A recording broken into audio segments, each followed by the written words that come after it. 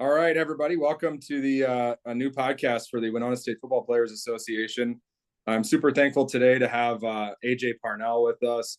A.J. is our new quarterback coach at Winona State. A.J., welcome to the program. Yeah, it's great to be here with you.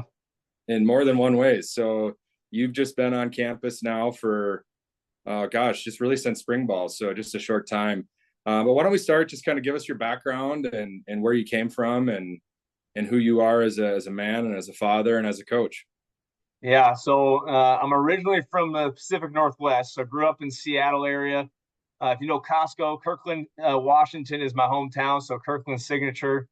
That's usually how people connect where I'm from, but a suburb of Seattle. I played my college football at Bethel University, so private Christian D3 school up in the Twin Cities. And then when I got done there, I met my wife there, and then we got married and moved back to Seattle area. And then I was a high school coach there. We were there for 11 years. So I was a high school coach, assistant coach for 7 of those, and a head coach at a high school right there in Kirkland for the last 3. And then I got the opportunity to try to become a college coach back at my alma mater. So pretty unique circumstances to work for my former head coach. He was there for 35 years, Steve Johnson, probably going to end up being a Hall of Fame coach, unbelievable person, but spent the last 7 years there. And then now this opportunity at Winona. So pretty fortunate to have worked with some amazing people. And a little bit about my family. My wife, Christy, we met at Bethel. She's from the Chicago area. And then my 2 sons, Mason is 10, and then Landry is 8. And whatever sport is in season, they are doing. So that's kind of our rhythm. Baseball is the thing right now. So going back and forth between recruiting, Winona, and baseball games. That's kind of that's the world we're in. But it's pretty sweet spot to be in. So nice. Well, so what was your connection to Brian, and how long have you known him, and why was the phone call received by him for you something to take advantage of? What drew you to Winona State and Coach Bergstrom and the kids there and the staff? Yeah. So it's funny, Coach Berge and I have known of each other for a long time because we've had a lot of similar people in our lives, but we haven't known each other directly. Never coached together, but just missed each other when he was finishing up at Gustavus and I was playing at Bethel. And then, he's kind of knowing some Bethel people, some of my mentors, people that I've coached with. And so when the phone call came, it was out of nowhere for me. I had been 3 years my last 3 years at Bethel was the offensive coordinator, and really loved, obviously loved it there as a player, and then loved my experience there as a coach. The people there are amazing, and had no real plans of moving on. But when I got that call, it was, I had to take it. Winona State, obviously, outside of even Coach Bergstrom, Winona State's a very well respected program. We had a former Winona player, Larry Herm, who knows Coach Sawyer really well, and he works at Bethel, and so I've gotten to know him, and that was so everything I've ever heard about Winona State football and knowing of it just from afar, and the program, and the community there was so. Plus Coach Bergstrom, it was all kind of, I got to check this out, and so then when my wife and I kind of opened it up to see what it was and see what the opportunity was, it felt more and more like stuff started lining up for us to go to Winona and be on this adventure to check it out and be part of this community. So it's been a pretty cool deal. It's been hard. It's a good problem. If leaving somewhere is easy, then maybe you should check what you did there. And so it's been hard to leave Bethel. The people there just were amazing to me, and obviously a huge impact on me. The players there, unbelievable people to work with. So that part's good. That it was hard to leave because we really just loved our time there. And our sons, they were 1 and 3 when we got to Bethel, so they that's all they know. They know Bethel football. So getting them ingrained with this next adventure has been part of that too. That us as a family, this is a cool opportunity, and super excited to be part of this community. So. Well, AJ, I promise when I see him, I'll make sure to try and convert him to the defensive side of the ball for you. Okay. Well, here's the great story for you. So I played quarterback, but my whole coaching career, really, when high school, I started coaching D-line, linebackers. Like I just ended up on that side. So my first college job, I was a D-line coach at Bethel. I did that for 4 years. So I have a pretty good appreciation for defensive football and the joy of playing defense.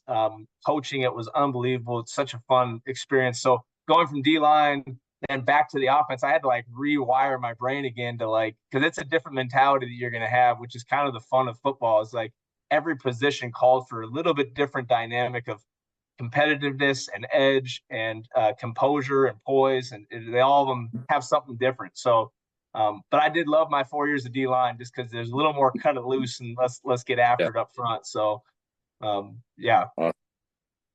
So I guess just big picture question, how different is the game? You know, you went through a spring ball season now, but what translates in the game between the, very competitive MIAC league and now the Division II league here, and obviously the Northern Sun is a very competitive league, really top to bottom now nationally. What do you see as differences in the game on the field as it relates to football? I'll probably start with similarities. Is any student athlete in the state of Minnesota is super fortunate. The small college football in this state is unbelievable. So the similarities, like you said, in the conferences, top to bottom, competitive, great staffs, recruit really well, great athletes, really good balance of things that you're going to have to, if you're going to win in the Northern Sun and make it through and get to the playoffs, you're really battle tested. And we always felt that in the MIAC. If you win in the MIAC, when you get to the playoffs, you got a chance to make a run. The differences, I don't know if I have a ton. I think all players, this is something that clued into me. My first job was I was a 9th grade high school coach, and I've come all the way up to this level. At every level, your players want to be challenged and they want to be cared for. I think that's the joy of playing football. Is obviously really fun. But if there's not enough challenge and there's no care, like it's not going to be what it's supposed to be. And so to me, it's no different here at Winona. Like our players, they want to challenge each other and challenge themselves to be the best they can. But they also want to know that you care about them, that you know them, that you want them to be the best person they can be. So, differences, obviously different levels, and you maybe recruit at some different kids, but even at Bethel, we had players that I know could have landed in the Northern Sun. That's the MIAC too. It was a strong Division III conference, so you'd have plenty of players that could have played in the Northern Sun and done well. But I can't put my finger on one difference. Big state school versus small. At Bethel, I go to one person and that person would solve all my problems. At Winona, there might be 4 or 5 different people. I got to figure out who to talk to and connect with. But, hasn't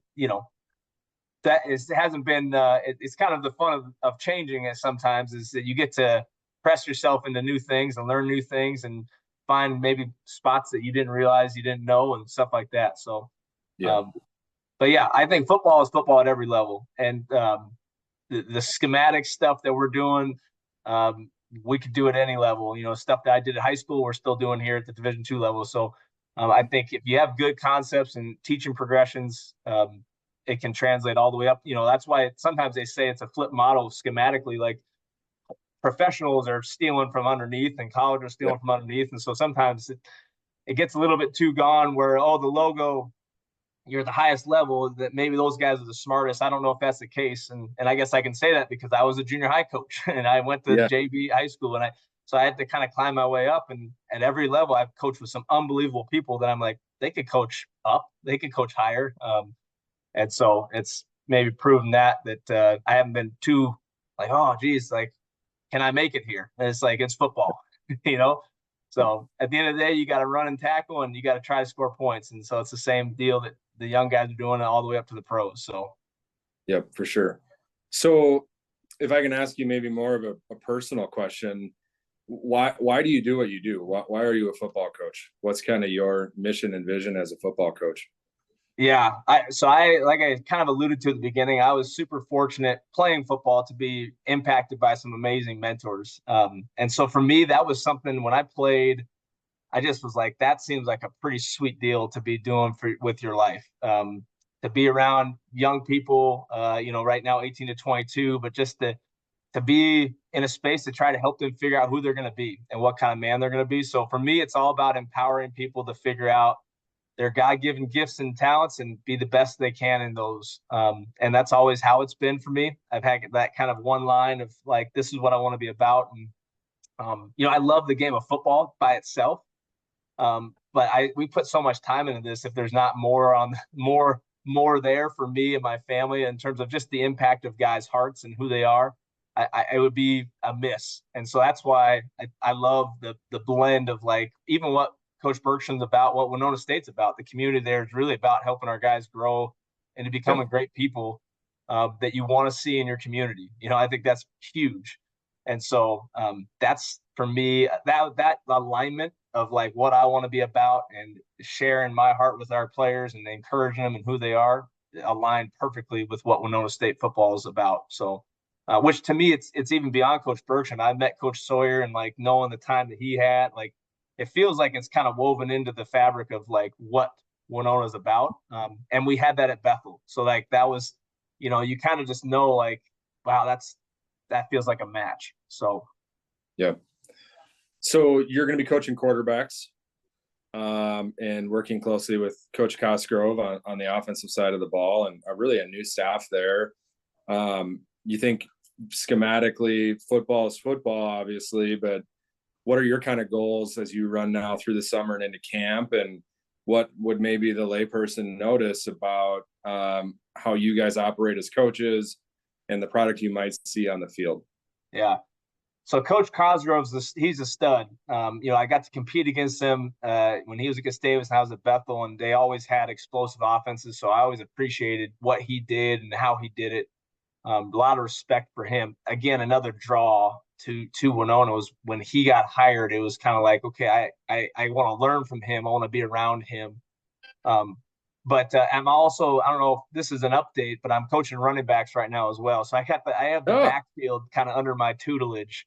Had those guys through the spring as we kind of reshuffled some of the staff stuff. But sorry, I should have probably even mentioned that to you. I don't mean to spring that on you, but no, awesome. I would say for us, like we want to be great teachers. Like that, at the end of the day, football it's crazy high energy on a Saturday, and there's a lot of things that go into what our guys have to face emotionally and like the highs and lows. And so if we can teach really well and get what we need to do schematically to our guys in a very streamlined fashion, it's going to help some of the highs of the game settle a little bit so they can actually function. And so it's important for us as teachers to be consistent, to have even just a clean method of getting our information to them so that in the heat of the moment, we can say a few things and it gets them back, about what are their, for a quarterback, what are you seeing on the field? What are you reading? For a running back, what are they seeing when they hit the line? Are they getting to their aiming points? I just think the game is so, why you love Friday nights and Saturdays is like the intensity of it and all this stuff and the people around watching. And so as a coach, it feels like you have to almost counterbalance that. Like you got to be that steadying force for a player. And that kind of goes, I say that because that should be consistent throughout. So, my goal for the players is I want to be as consistent as I can so that they don't have to wonder what I'm going to give them in terms of the information that's going to help them function on the field. Because at the end of the day, a player, obviously they want to know that you care about them, but they also want to know you're going to help them get better. Every player wants to improve and see results of that. And so it's super important that I'm as much part of their learning process and their growth process in helping them consistently. So I want to be as consistent as I can in my approach, and I try to streamline things as best I can for them. But when it comes to our offense, I think you're going to have a balance of the physicality that we want to have. Football is a physical game, so we want to establish that in the run game and also how our guys play in the pass game with finishing routes and finishing blocks and all those things. But I think it's going to lean to our talents. We have some unbelievably talented players coming back. Coach Frichte and Coach Olson left the cupboard full. So for us stepping in, and they did an unbelievable job, we really get to kind of just carry what they already started. I mean, they worked their tails off for the time they were here. And we're really fortunate, just like there was a very easy pass on to Coach Cosgrove and myself coming into this, where we feel really confident about what we can put forward to help our team win games. So nice. Well, we're looking forward to it, and we're excited to have you on campus. And I haven't prepped you for this last question, but I think you'll be able to answer it appropriately. So the Winona State Football Players Association, we raise awareness about the program, and we like to have a good time with alumni and fans and community members alike. But there's also a huge financial component to what we do. We raise about $100,000 a year that goes directly to the program needs. Can you just, for as quick as you can, talk about why that's so important and the impact it has on the student athletes, the university, and the community? Yeah, I mean, every dollar that goes towards I think our student athletes experience continues to raise. Like at the end of the day, everyone wants to see a team win, and how do you equate a dollar into a winning culture? And wins are not necessarily just on the field, but like players graduating, that synergy that you feel when a program is trending in the right direction with its community involvement and its ties. And I would say the experience our players have, it just continues to energize the type of person that they want to be and how they represent our community. I felt that just in my short 2 months that I've been in the program, it's been really evident to me that our players have a ton of pride in being part of Winona State football. And part of that, though, is because we're able to provide them an experience that is like, hey, this is rich. Like they know that they're coming in and they're getting access to an unbelievable weight room, unbelievable facility, unbelievable equipment, all the things that money would go into. But they take pride in that. And so when they graduate and when they get done in our program, that stuff kind of, I think it just ripples out beyond just their 4 or 5 years that they have at Winona State. And so, any funds that are raised for that experience, and I think that's a very broad term. Sometimes it's easier to be like, oh, I'm donating money for helmets and feel like you can see the product. Whereas the overall experience for our players feels very generic. But I also think that's a real thing. Like from the moment those guys start to get recruited by us, which we're doing right now, and it's kind of fun for me when I'm out on the road and I got Winona State on, and how well that's respected in the coaching community, but also by, I think, future Warriors. Like there's an excitement about what our program represents and all the stuff that Winona State football, the history.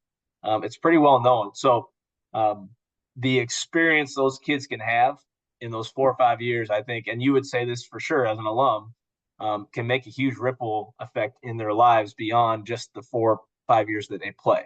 And so, we're super grateful. I felt that the moment I got on campus, the support we have.